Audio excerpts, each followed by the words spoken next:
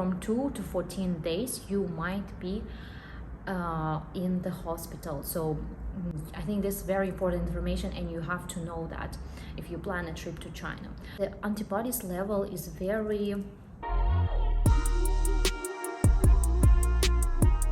Hello guys, my name is Nargis. I have a YouTube channel about China and Chinese news, about border opening, and in general everything what's happening in China. So today I would like to just share the experience of my follower who recently came to China, because it's quite rare recently and the borders keep being closed. Before, there were always some questions like, do you need a vaccine to come to China, or you don't need a vaccine? So today I will try to answer this question because the real follower shared his experience.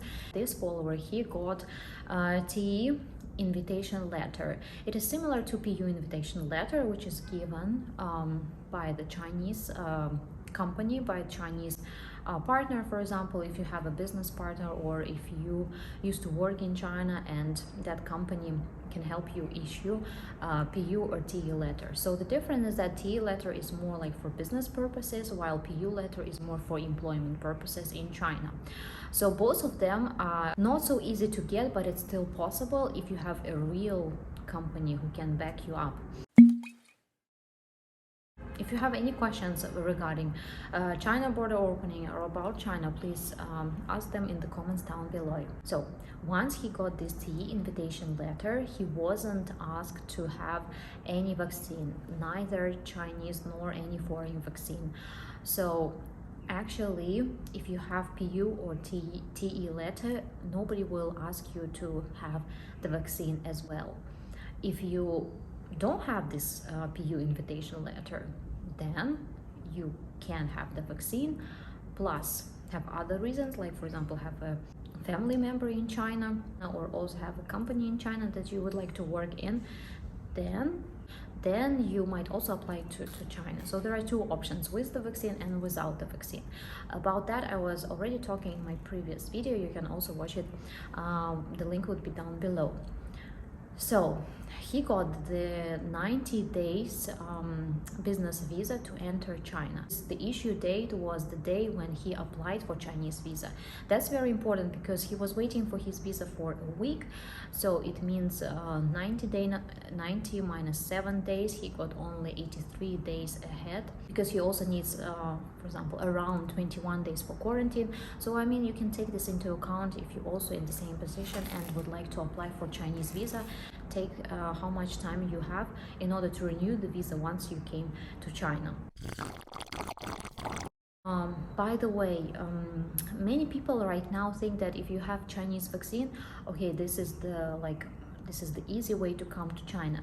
But you need to know one very important thing that I haven't heard from anyone else, only this follower shared to me, is that if you've got the Chinese vaccine and you come to China, you will be quarantined in the hospital rather than the hotel.